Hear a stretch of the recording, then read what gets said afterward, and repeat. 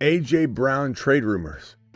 It's floating around that the Patriots tried to potentially get him, or they've been knocking on the door, but the Eagles' asking price has been unrealistic, is what the word is at the combine. Achane potentially could be in trade talks really, really soon. Maybe tomorrow we start hearing some buzz. A lot of people talking about Texans needing a running back. The Texans are going to go after this guy. They're going after Walker. They're going after Achane. I'll tell you, the smoke, where there's smoke, there's fire thing concerns me, because we keep hearing the Texans, and usually that means that there's a lot of phone calls being made. And I'm definitely afraid they're going to land one of these Achane, Walker, ETN backs, and then they just vanish. Because, look, we loved Woody Marks. Woody Marks was the guy. He was the man. We talked about his receiving capabilities.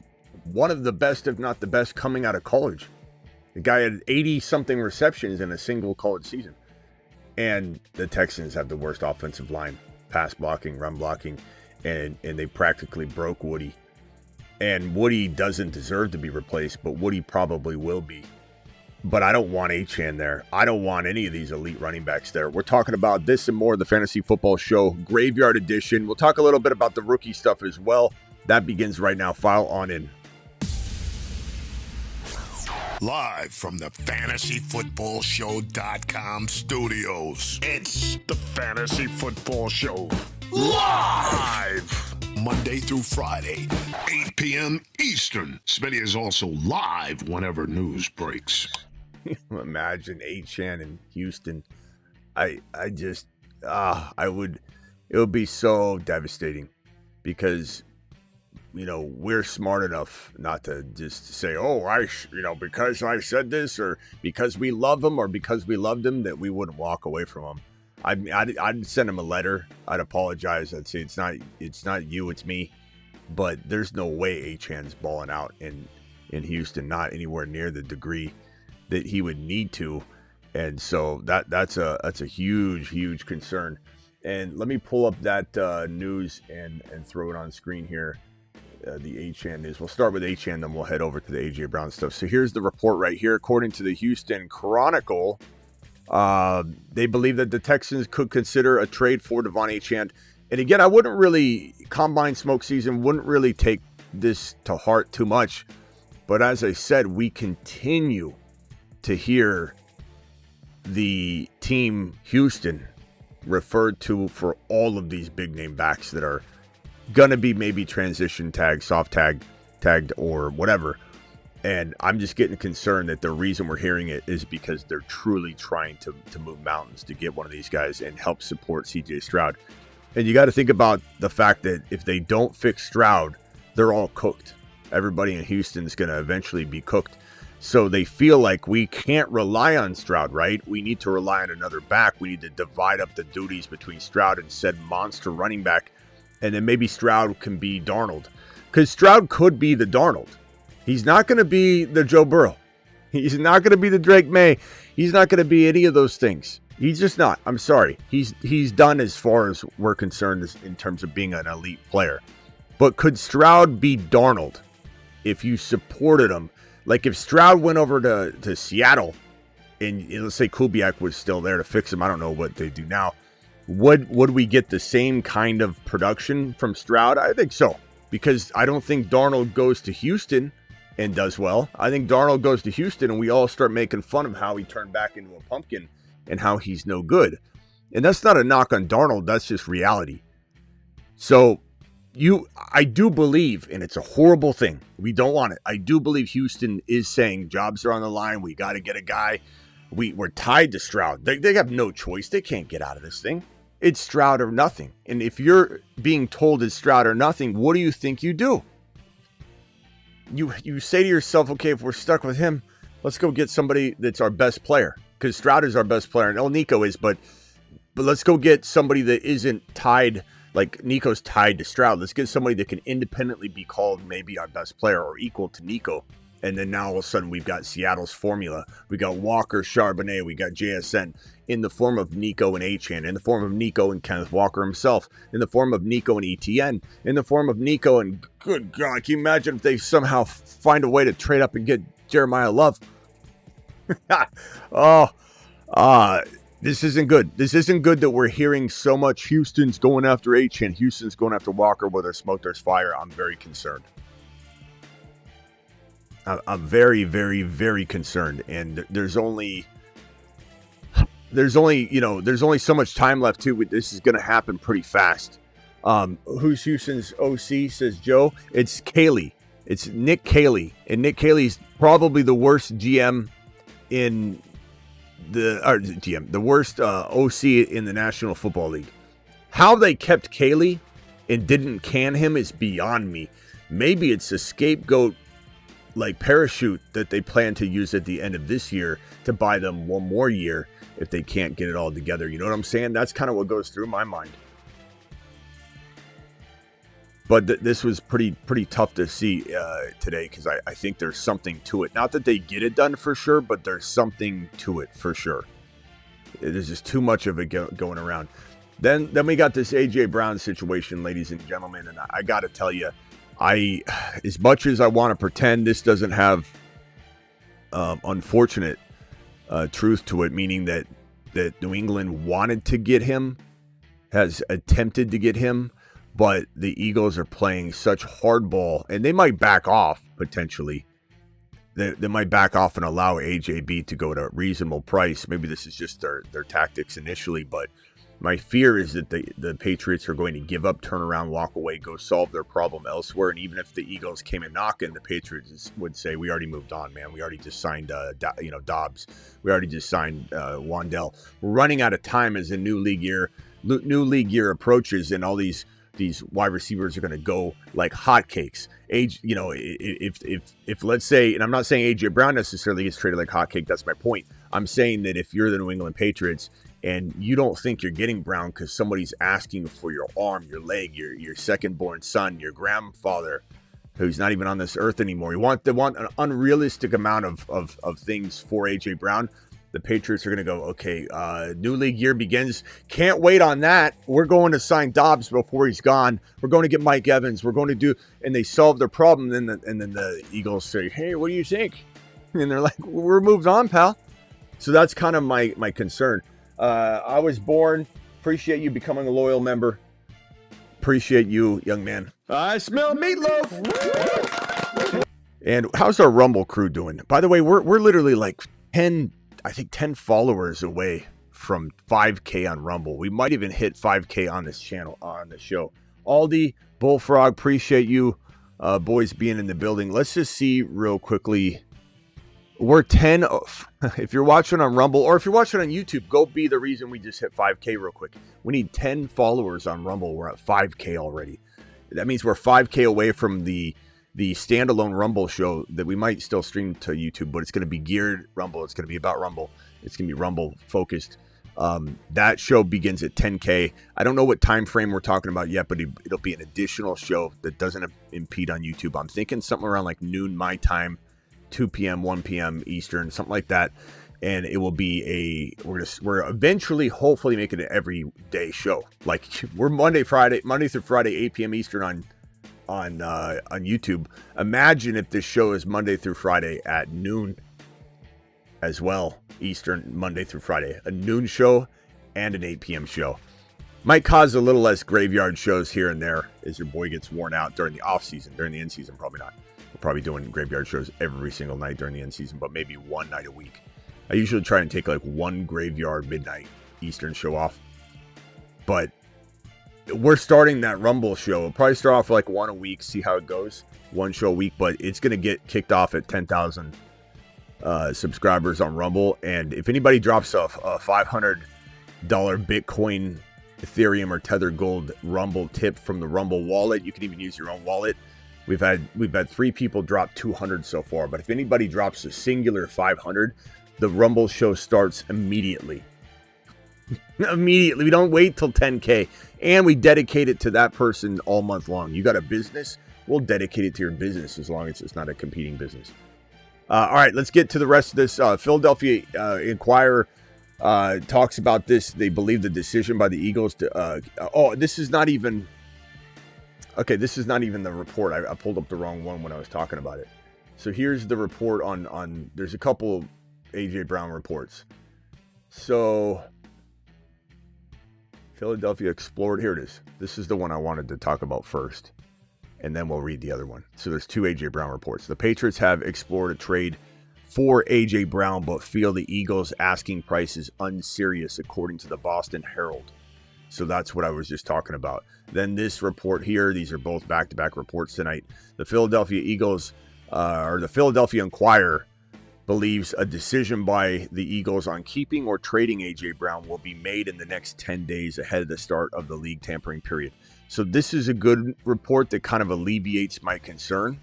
But again, if the asking price stays high for a while, and that kind of makes me feel like this report right here makes me feel like they're being unreasonable, the Eagles, but then they'll quickly within 10 days not be unreasonable. But, you know, sometimes you exhaust a trade opportunity if you're out there trying to lowball people and they move on and they figure out a different plan of attack. So I'm just a little fearful that this potentially A.J. Brown-Drake May marriage ends up not happening because the Eagles are playing hardball for too long and that it doesn't end up happening. But this report right here, this 10 days, making a decision, Sirianni telling people he can't guarantee that the Eagles will have A.J. Brown this year, the almost near headbutting of A.J. Brown on Nick Sirianni during the final playoff game where the Eagles were embarrassed and lost that game, makes me feel like Sirianni, whether Howie wants it to happen or not, Howie's still looking out for what's best for his locker room, because if A.J. Brown's already potentially worth trading because he's so toxic in the locker room, not off the field, not as a person, but as a teammate and somebody that wants the ball and only the ball, doesn't want to win. And you could say, oh, he says he wants to. I don't care what anybody says. I don't care if he came on the show right now and said, no, winning's important to me. It's not. Because when they were 4-0, and he was supposed to go talk to reporters, he was so mad he didn't get the ball. When they were 4-0, he walked the other direction, skipped out on talking to the media, and everybody made a big deal out of it. And anytime they give him the ball, they've been losing. At the end of the year, when they started force feeding him, they kept losing. And he was happy on the sideline. So he is toxic. And Howie's probably was, at least a couple times during the year, on the verge of wanting to trade him anyway. And so if Sirianni, even if Howie's like, we should keep him, we got a new offensive coordinator. A.J. Brown does seem happy. It seems like he turned the page and said, let's try it. Kick the offensive coordinator to the curb. Let's try something new. A.J. Brown seems rejuvenated, but Sirianni has not forgotten. And Sirianni does not forgive. And I believe that Howie will listen to Sirianni to a degree if the offer's right. Sounds like Howie's being very, very cheap with it, but maybe he will loosen up the reins on the potential request, and then a deal will happen. I do believe we're 60% likely to have an A.J. Brown trade before this 10-day period. I'm truly starting to feel that this is going to happen, because think about it. Would you hear anything at all? Wouldn't it be shot down? Wouldn't it be something that doesn't have this kind of momentum? Wouldn't we have already heard Sirianni say, look, I'm not answering that question. Anybody's tradable, but no, we have no plans of trading A.J. Brown. He was asked, are you planning on trading A.J. Brown? He says, can't guarantee it, that we'll keep him. That mixed with all this other stuff doesn't give me that feeling that this is just being blown out of proportion, smoke season. No, this feels real. It's just a matter of what team's coming with the thunder to get A.J. Brown's services. And guess what team's probably willing to overpay more than anybody else? New England. New England's got the ability to do it.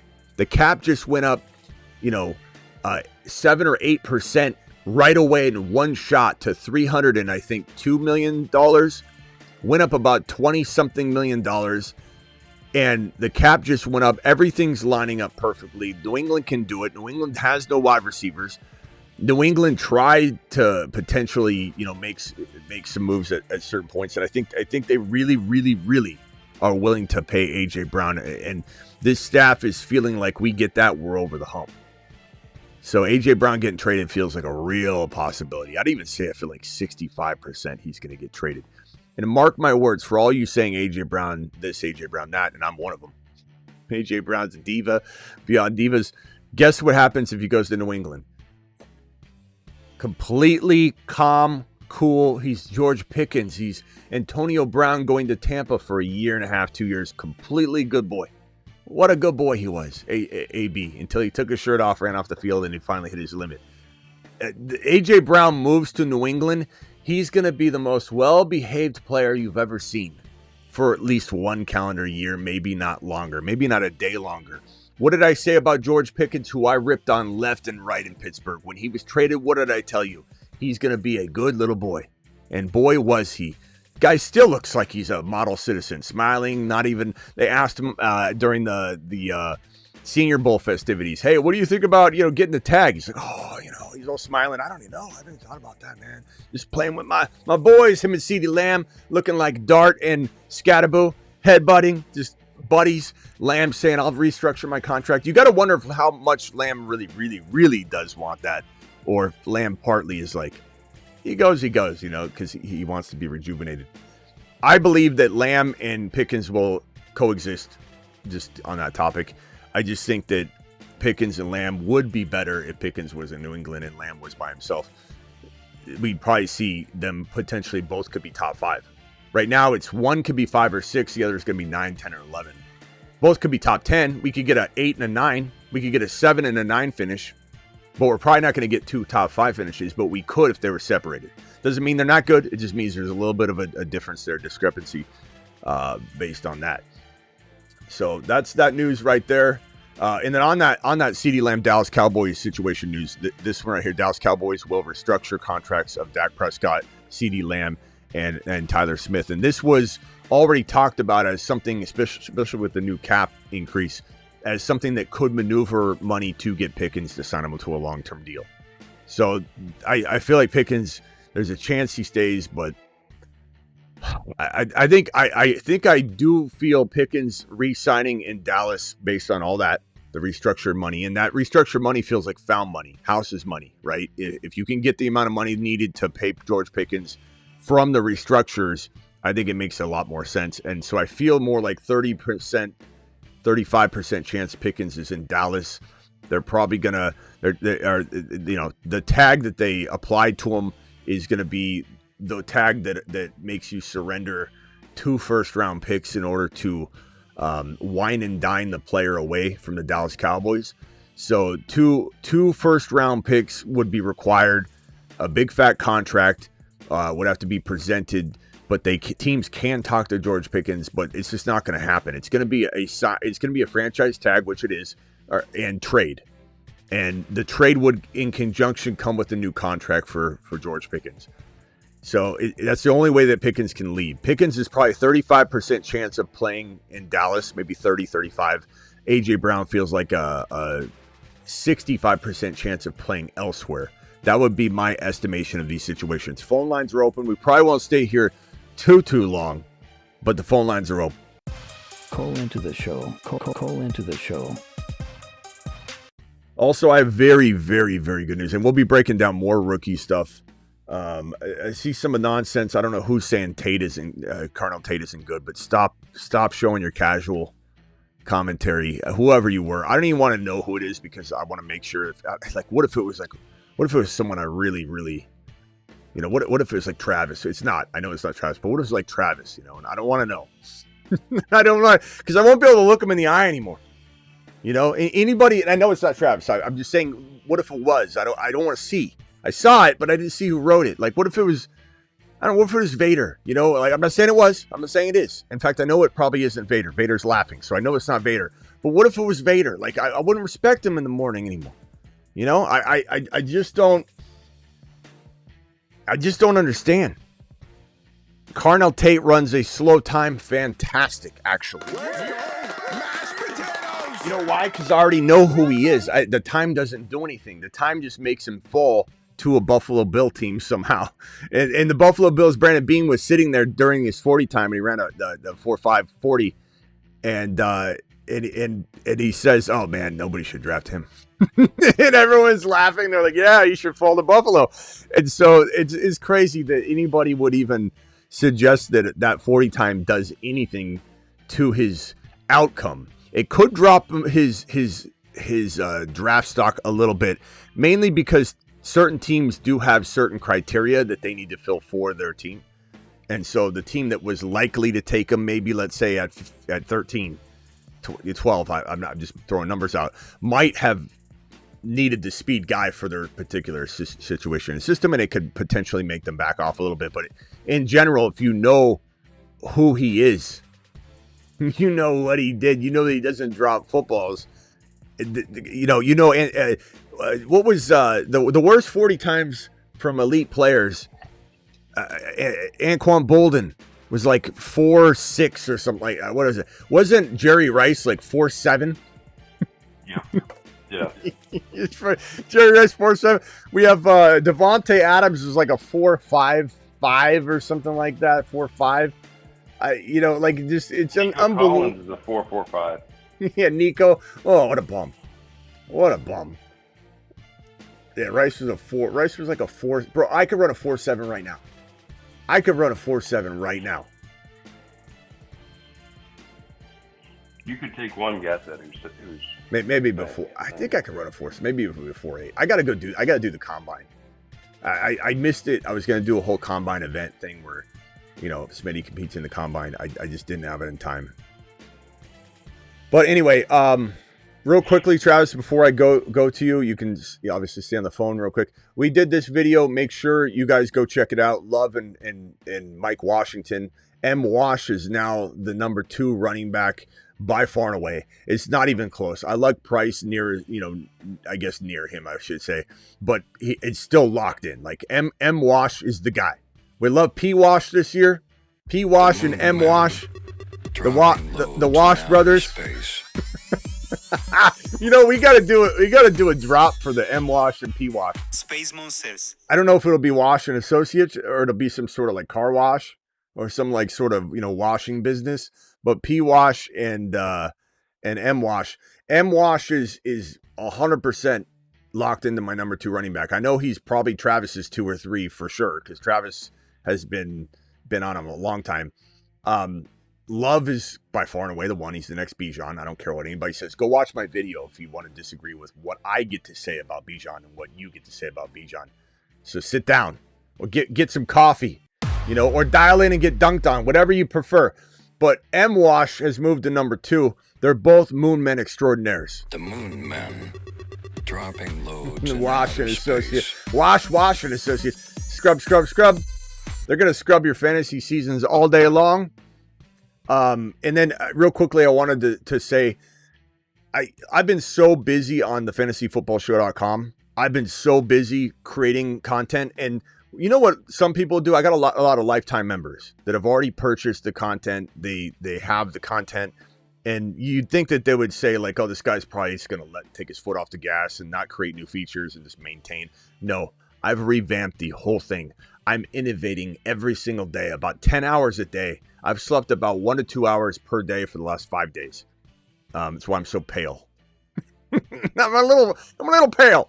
But I've been cranking out the updates on the Fantasy Football Show, and I worked all day on this beauty. I wasn't sure if it was going to happen, so I didn't mention it yet. Did the draft simulator. Your boy came into the business in 2002. The internet was available for the average person about 1998, I think, is about when you really like had a computer. People in dorms started to have like a laptop or a computer once in a while. You go to the computer lab in 1998 in college and all that. But I came into the business because there was no trade calculator or draft simulator. There weren't year-round rankings for redraft. There was just Dynasty, but I did Dynasty a lot. I got into the business to create the draft simulator and the trade calculator. That's in radio. So I did that for 19 years. I've had content ever since the fantasyfootballshow.com. I revamped the trade calculator, which is the best trade calculator I can almost guarantee. You can't guarantee anything in this world, but almost guarantee it's the best trade calculator you could possibly even imagine. Draft picks, multiple picks. Like you have no idea the endless possibilities of this draft calculator. Anybody that's run it, please.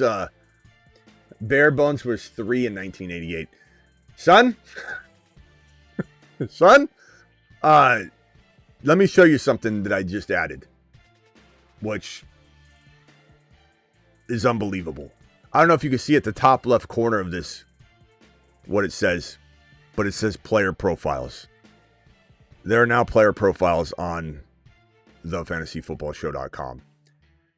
We select a player profile. Now, this is the one that's going to be most complete. I still am doing a lot to it. Let's just go ahead and filter by running back, or you can close this and search.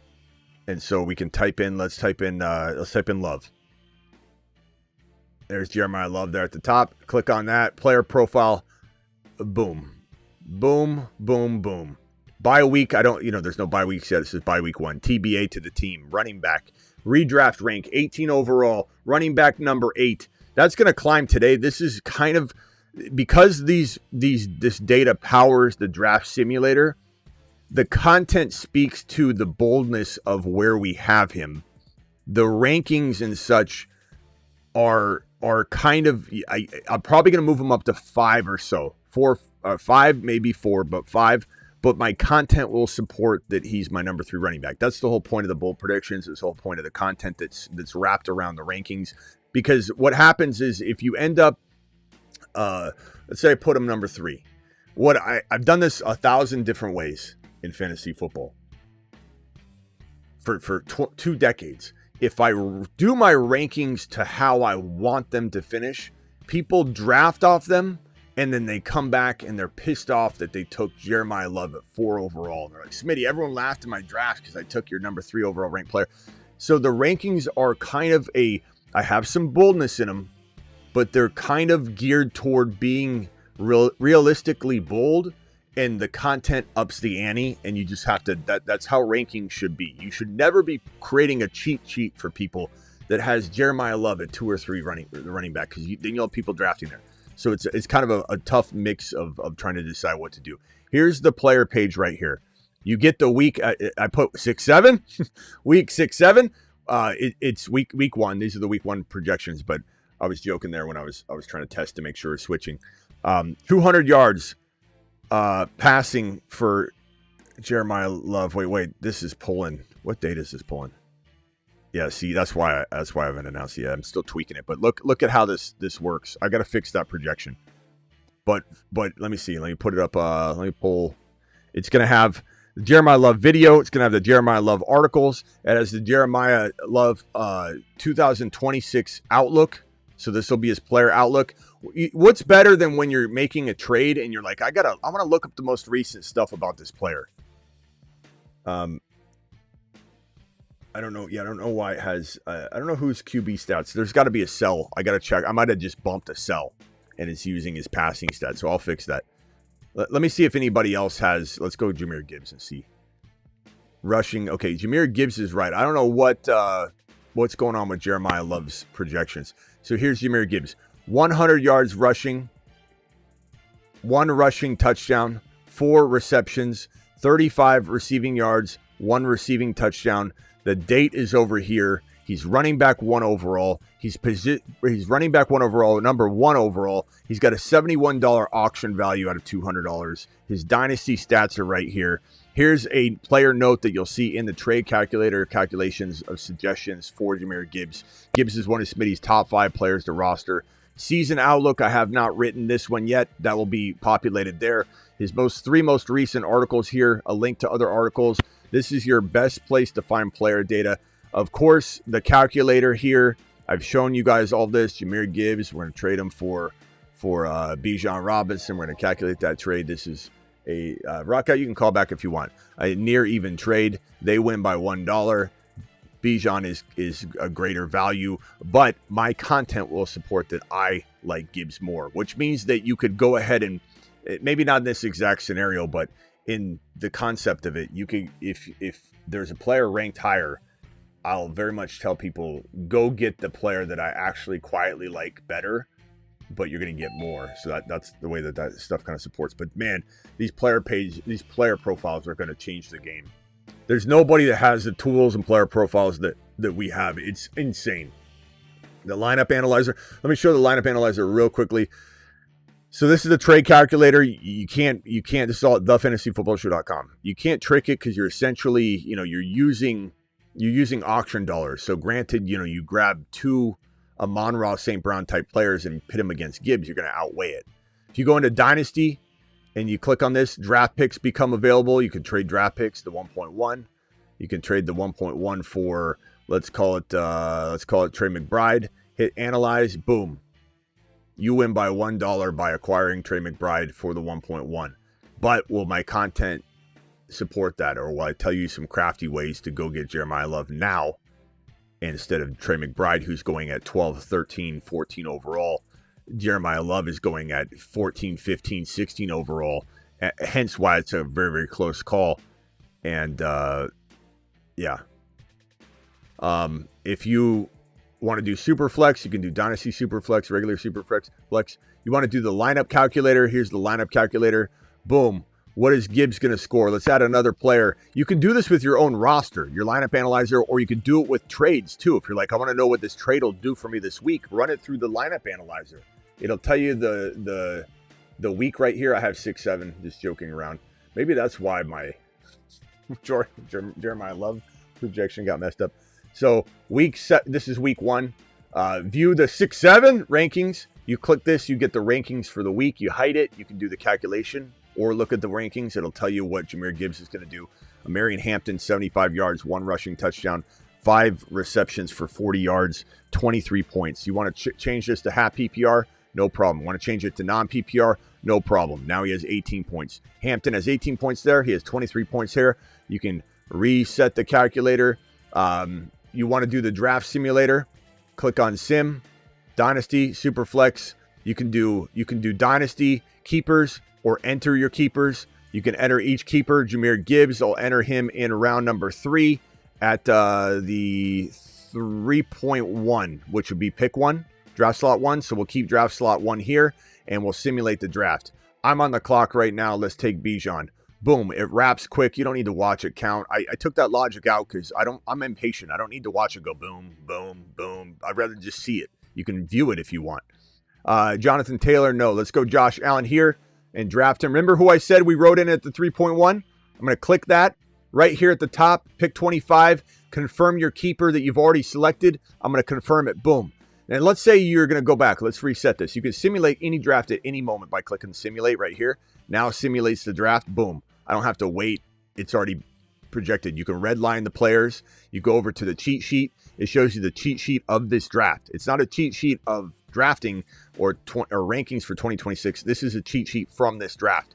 As you can see, if I redline Jahmyr Gibbs, it redlines him in the overall. It also go back to the board. You'll see Jahmyr Gibbs' red line on the board. So you can do that anytime. If you want to restart this and you say, I'm going to enter keepers, you can enter keepers for your entire league and it will insert them. So if we did Jahmyr Gibbs at pick number, let's put him at pick number round 1, pick number 4. Let's keep draft slot 1 and then let's draft. You'll see Jahmyr Gibbs has been removed from the drop down and he's going to be going to the person that drafts at this 3.4 or 1.4. See, and you see keepers written in there. This is the most robust draft simulator, trade calculator, lineup analyzer, and player pages on top of everything your boys ever offered. And rankings are also the redline rankings, so you can redline these. Dynasty, Superflex Dynasty, Rookie, Super Rookie. They're all at thefantasyfootballshow.com. Get on over there. There's 2 options. You can do it pay once per year for $59 for the season, or you can get the one-time $199 lifetime package, never pay again. That's that. Travis, you're live. What can I do for you? Can I throw you 2 quick trade questions, and then you can go to other people if you want to come back to me. Yeah, go ahead real quick. Sure. So one of them, it's 1 QB, and he's being offered right here. He's being offered Bowers. It's a tight end premium as well. Bowers, and he'd have to give up Harvey, Dart, and Gadsden. For context, Superflex? No, it's one QB. Okay, 1 He has QB. Dak and Caleb too. Bowers, you get Harvey, Dart, and no way. He's I getting Bowers. Okay, then yes, I love Bowers. Yeah. I like Harvey. I love Harvey, but Bowers is a home run, and if it's not a super flex and you don't need Dart necessarily, and he's question mark. He I mean, doesn't. I like him, and He's got Gadsden. Dak and Well, Caleb. yeah, no, this isn't enough. There's no way. All right, next question. He Especially in tight end premium. Come on. I Yeah. wouldn't do. And then the that next in. one- I wouldn't do that in non-tight end premium. Let me put it that way. In Dynasty. Yeah, it's questionable. And then the next one was And I like Gadsden too. I would be trading away Fannin and Brees, and he can either get Genty or the 1.01. That's a no-brainer, right? I'd take the 1.01 and run away. Would I take Genty? Probably, but I think Love is more valuable than Genty. So I'm taking that. You're that much higher on Love now than Genty? I wouldn't say that much higher, but I would say the way I'll put it is I think Genty will get there. He'll climb back up to where Love is right now, but Love did sprint ahead of him a little bit in my mind, but I think Genty could certainly climb past him. But Love is just, he's the real, like, even somebody that came out 48 hours before the combine to say, look, he's my number 3 running back overall in Dynasty or Redraft. I want that on the record. I want people to go trade for 48 hours for the 1.1 pick, because the moment he leaves the combine, no one's trading their 1.1. Nobody. And that's exactly what happened. Nobody's trading the 1.1. So for me, there's more, like, if this makes sense, there's even more trade value than ever attached to Love. People are scared to death of Genty. And while I don't agree with nearly all of that concern, the market has hit his value. So if we're talking about assets, you still have to consider, when you buy a house, are you buying a house at the market value? Or are you buying it above it because it's going to be worth so much more 10 years from now? You still have to consider Genty's market value, because you never know where you'll be in a year from now. You might need to trade him. And if you buy an asset that people are scared to death about, what his situation looks like, and Love's to the moon for everybody now, walking out of the combine, then Love's got way more trade value and appeal. So he's overall just got a whole edge up on Genty for the moment. You know what I'm saying? Because that's a big factor. You never know. Like when you buy a car you love, yeah, you probably would not even consider the resale value in the end. But if 2 cars were exactly the same, wouldn't you want to buy the car that the resale value stays high for 5 years in case something happens or you need to? So that's the way I feel about Love, is his resale value is so overwhelmingly higher that I think we'll be right on Genty, but there still is a more likely chance Love's in a better spot.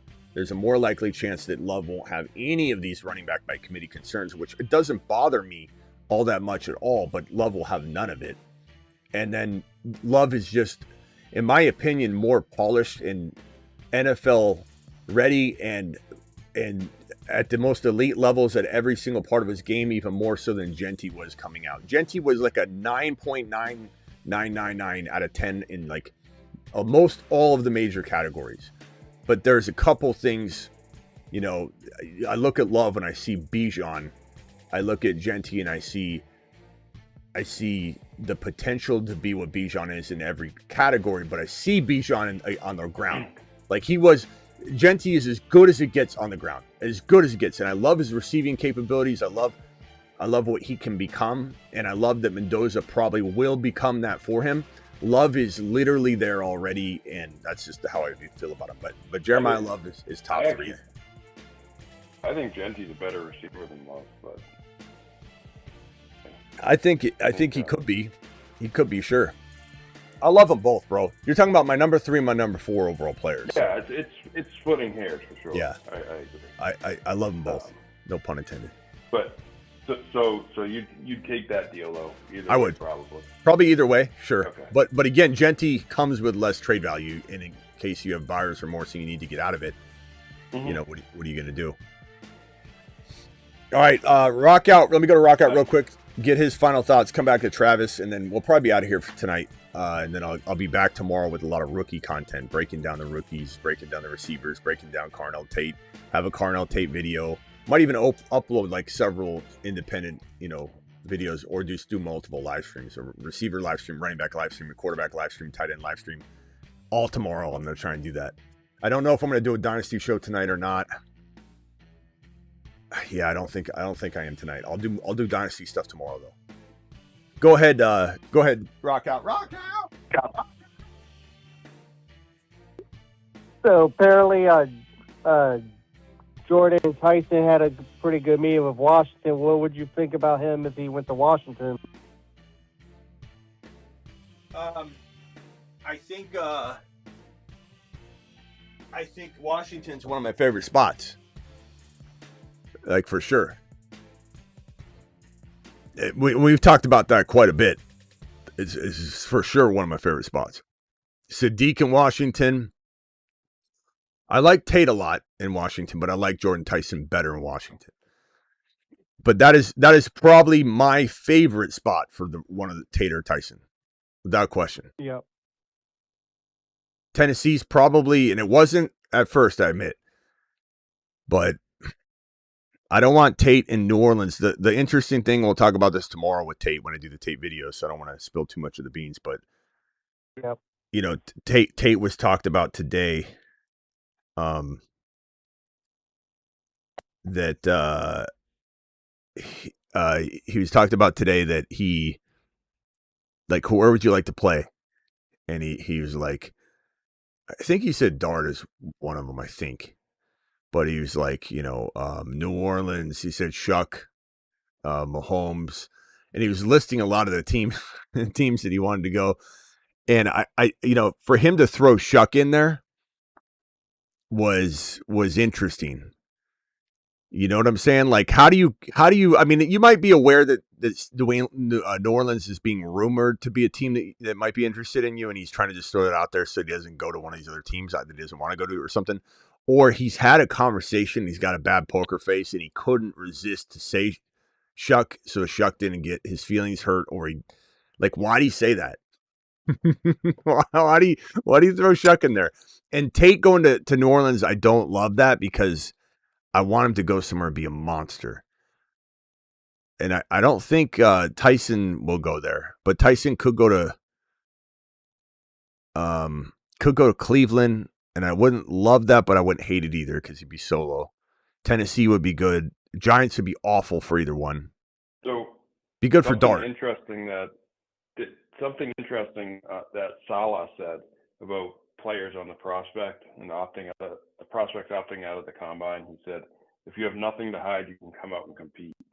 And so I think Sleeper had it earlier talking about, does that make it more likely they would favor a Tate over a Tyson because Tate went out and did everything.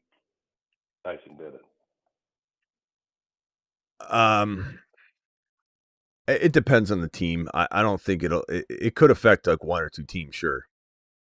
But in general, well, the Titans. That's what I was saying. Robert Saleh said if you have nothing to hide, you can come out and compete. About players not coming to the combine. So it could affect that one or two teams. I hope that doesn't mean they're drafting Tyson, but if it does, then I shouldn't say that. I want Tyson to go there. Like, here's the thing: if you said Smitty, I can guarantee you Tyson's going to Tennessee, or you take your chances, and there's a 40% chance if that happens, or if he doesn't go there, 40% chance he goes to one of like New York or New Orleans. I'll pull the trigger on forcing Tyson to go to Tennessee. So I don't hate the spot at all, but I want him in Washington so bad. But yeah, Tennessee, Tyson, I'd be happy with it because I just want him to escape this landmine of New York, which would be great for Dart, but it's not good for the wide receivers. I don't want to see him in Cleveland over Tennessee. I'd much rather have him in Washington, then Tennessee, then probably Cleveland. But yeah, it's hard. It's like you get greedy and you're like, beggars can't be choosers. You want him to be a number one somewhere, or do you want him to be on a better team that's crowded? It's hard to say. But Tate does feel like the one that's more likely to land in a crowded wide receiver room just because he's going to be different than the other wide receivers in the room. Like Tyson, not that they're going to be that worried about it in Washington, but he, field stretcher, McLaurin's a field stretcher.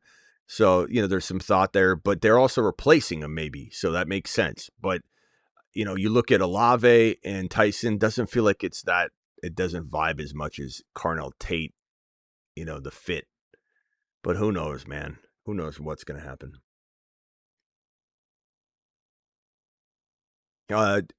Anything else, Rock Out? The way you want your Cardinals to do in the draft. I don't want them to take Jeremiah Love. I don't want it. Well, if they did it, of course, I think Love's so good, he'll be good. But Nathaniel Hackett's in charge of that running back room, bro. Yeah. But the thing about Hackett, though, is like he might be a Hackett job for sure, but he probably won't be there long, especially if he screws something up. And so, overall, Arizona's been very good for running backs, but it's a different coaching staff now. So I don't know if we can really carry that over. But Jeremiah Love is so good he would thrive wherever he goes, but it's not the most ideal spot. And Hackett was the one that screwed up Javonte. Now, I think you take somebody as high as 3, you're not going to be doing a running back by committee thing. They'd fire Hackett or just demote him immediately, take away his duties and all that. Like, there's no way they're not. Now, it's different like with Javonte. Javonte went, the top of round 2, if I remember correctly. So, yeah, I mean, it's totally different investment. But I still don't want it because Hackett's trash. I think it's intriguing. Tennessee, no one's talking about Tennessee. Tennessee could easily take Jeremiah Love. They could do that. Now, I wouldn't hate that, to be honest. Giants, oh man, we keep hearing the Giants talk about running backs right now. It's really weird, man. It's making Scatterboo a little shaky. I don't know why we're hearing it. I don't know if there's some sort of setback. I don't think so because we keep seeing Dart and Scatterboo running around town together. Going to the clubs, they leave their girls walking behind them. It's just Dart and Scatterboo leading the way. The girls are in the back walking like 2 steps behind. They don't even walk with the girls. They just walk together. I don't know. I don't even think Dart would allow another running back into the running back room. So it's so confusing. Cleveland. That would suck too, because running backs don't hold value, in a lot of trades in the free agent market like other positions do. So there'd be, no chance he would get traded either. They would just hold both of them. Yeah.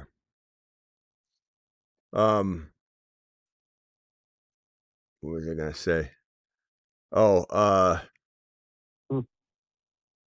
yeah. So love to the Cleveland Browns isn't gonna happen. I mean, you never know, but the Browns are so bad, with their decisions too. They doubled up a QB. They took back-to-back QBs, Dylan Gabriel, then Shador. They took Judkins and Sampson. But they need a receiver bad, so I think they're going receiver. Then it's like Washington. I love Jeremiah Love in Washington. Like Bill would hold his water. We like Bill Krosky Merritt, but like if you draft Jeremiah Love at 7, Bill is regulated to holding your water. There's that's the last thing I'm worried about is if he lands there. Oh my God, it's not a committee. New Orleans is the most ideal place for Jeremiah Love. Shuck, Olave, it's well balanced in a way. They're gonna be needing to score points. It's almost like situation proof. He'll be totally situation proof. They'll have to throw a lot to him. Shuck is mobile. It's a great spot. KC is probably. I don't know. Do you like Washington for Jeremiah Love better than KC? I'm not asking you. I'm not asking you, Rock Out. I know what you're going to say, but yes, he's a Washington. No. Well, it may. I don't know. No, I mean, I like Love for anyone better than Washington. Like, I'm gonna have to be. I think to be honest about that, like, he's far and away the best. So, but it would work. I mean, Andy Reid liked bigger backs, I guess, at times. Mm-hmm. He also likes the committee too.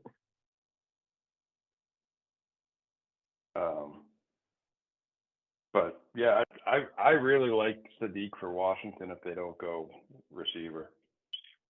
Yep. I think that makes it really interesting because then it gives them flexibility at receiver too. Yeah. All right. Well, rock out any final thoughts? We'll be back tomorrow with a bunch of rookie content. I'm going to make tomorrow like rookie day. We'll do some dynasty stuff. I'll probably do a video on each position, quarterback, running back, wide receiver, tight end. Or I might do quarterbacks and tight ends together and running backs and wide receivers together, rookies. I might do that. So I can do 2 videos, 2 live streams tomorrow on the main channel. And then I'll do I might do one video each. I don't know if I'll do them all tomorrow, but start to do one video on quarterback dynasty, one video on running back dynasty, one video on tight end dynasty, one video on wide receiver dynasty. But the YouTube main channel I'll do, and Rumble, I'll do quarterback, tight end, running back, wide receiver, 2 different live streams tomorrow. Travis, any final thoughts? Yeah, I mean, just on the AJB thing, I think I kind of agree with you that they're probably starting out with, something ridiculous and see if someone bites. I mean, it only makes sense, especially with the Patriots because of the Vrabel thing, and it's almost out there and pretty well known. The Patriots want AJB, and AJB likes the Patriots. He said it before, and Vrabel likes AJB. So, why not hold their feet to the fire and see if you can squeeze more out of them? My guess is they're asking for the first rounder, the 31st pick plus more, which I would give them, but they're not, I don't think they're going to do it. I think they're going to want to give up a second plus something else. Yep. I agree with you. It's going to be interesting, man. I mean, I'm still absorbing a lot. I'm rewatching everything from the combine again and again. I'm going to do it again, and I'm going to do my breakdowns. And what were some of the other? So we talked about Sadiq, obviously, the day prior. We talked about Love and M. Wash. And we didn't dig too much into anything else. We talked about Price, but who else shined to you that you thought, oh my God, this guy's making a name? I know we talked about. Go ahead. I was just gonna say it. And out of the wide receivers, Omar Cooper running in the 4.4s, that helps his stock a lot because he's a really sound receiver. He does a lot of things good. Same with Ted Hurst running in the 4.4s. He's like 6'3". That helps his stock a lot. And then Brazel, who is kind of raw, but really talented. He's 6'5", and he's got what you want in a number 1 receiver. And so if he goes to the right team, he ran a 4.37 when he was expected to run, high 4.4s, maybe even a 4.5. And then, like Zachariah Branch, I still question, is he a gadget guy that did a lot of work around the line of scrimmage, or can he run routes and be a guy? And then the last one was, maybe a lot of people are talking on a negative note, Malachi Fields ran a 4.6, but I wanted to see that in the 4.5 range, but still doesn't worry me all that much because in the gauntlet drill, he was really fast. And it seems like he's one of those guys who's faster in pads, as they say. So all those guys were kind of notable today. Yeah, it's all good takes.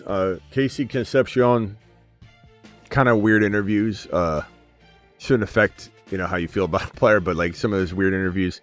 And then Mekhi Lemon's weird interview was just, I can't shake it. Neither of them ran the 40 either. Especially the way Mekhi Lemon's like, I'm the guy. And they do the, Ben Stiller, like, glare. And it was wild. And then he's like, I'm the guy, but I'm not running the 40. I'm him, but I got to hide who I am because I can't run the 40. I'm not fast. I'm not fast, and he's not a big guy either. I like Mekhi Lemon. I don't love Mekhi Lemon. That's what you're getting from me. Anybody that thinks I don't like Mekhi Lemon, it's that you think too much of him, and then standing next to me, it looks like I'm a hater. That's your fault. One other thing I was just going to mention was, with these couple of these backs looking impressive, like I know Price, some people say, like I said earlier, his 40 was slower than they thought, a little slower than they thought, and he didn't weigh as much as they thought, but on field, Price looked great. I mean, he looked field really drills good. were great. Field drills were fine. Obviously Washington, and then Claiborne is interesting. He's hard to put a finger on because he's got a lot of traits like Tootin, but is he just flash? Can he do it on the field? I think in the right spot he can be interesting, but it makes you wonder with the Kenneth Walker stuff and these other teams, free agents. Do they go even the Jaguars could take one of these guys later and move on from Walker and go with Tootin Allen and have another guy there, or even the Seahawks. What if the Seahawks really like Price or Washington, and in the second round they let him Walker go and just bring one of those guys in? Never know this time of year. All right, boys. I'll see you tomorrow. Yeah. Thanks. Sorry. Later, Rock. I'm a little zonked today because I've been crushing the updates, so my mind's not even here. I gotta go. All right. Yeah, you're good. Appreciate you, Travis. Thank you. Rock out later, bro. Sorry, Travis. I'm just zonked out. If I'm not even responding very well, I'm yeah.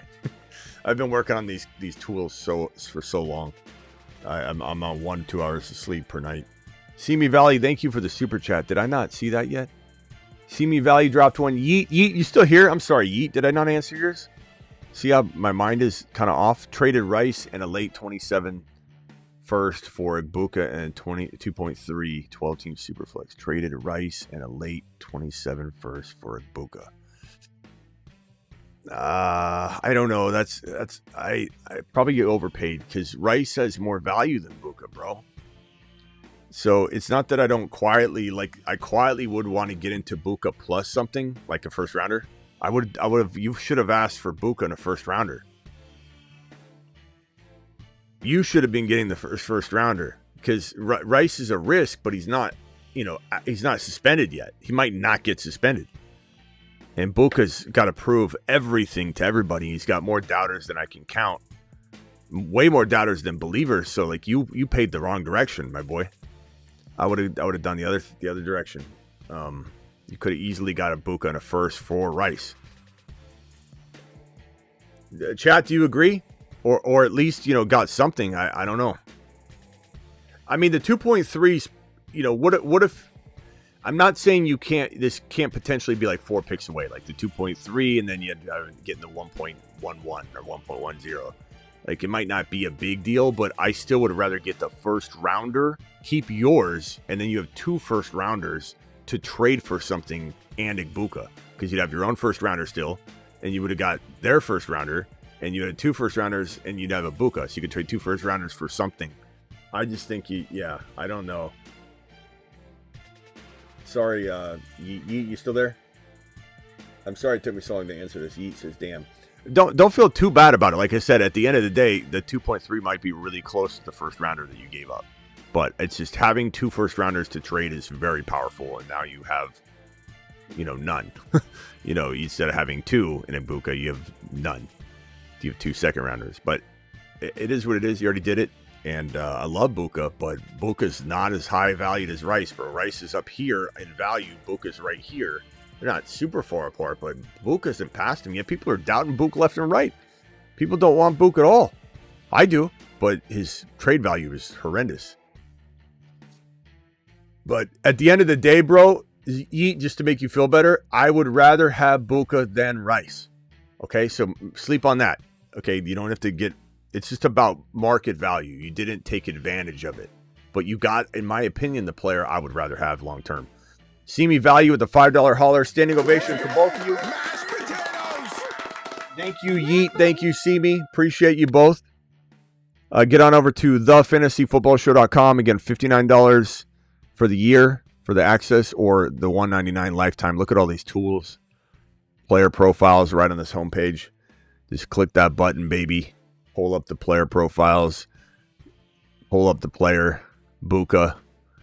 I still have to put, or Puka. Still have to put up his season outlook. I got his articles there. We got his wide receiver rank, his dollar values. The bye week will be there. The position, the team, the week 1 projections, PPR projections, 0.5 projections, standard projections, matchup TBA. Puka Nacua in week 6-7. No, it'd be week 1. 7 receptions, 99 yards, and a touchdown in week 1, which is the projection. So get on over to thefantasyfootballshow.com and check it out. Appreciate you all. Yeet, thank you. Simi Valley, thank you. Yeet, you're the man. Rice is risky. I don't mind that you traded him. I'm just telling you that you know it's no like I'm not saying that you did bad, but no excuse for not getting market value when you can. So you just got to keep that in mind for the next trade. But again, I like Puka more. Like, so don't get too upset about it.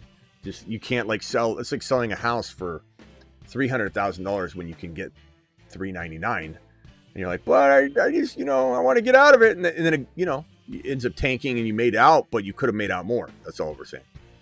All right, see you all tomorrow. Appreciate you, every single one of you. Live when big news breaks. Live Monday through Friday at 8 p.m. Eastern. Live at midnight. Live at midnights. And live whenever big news breaks. Don't forget to get on over to the Patreon.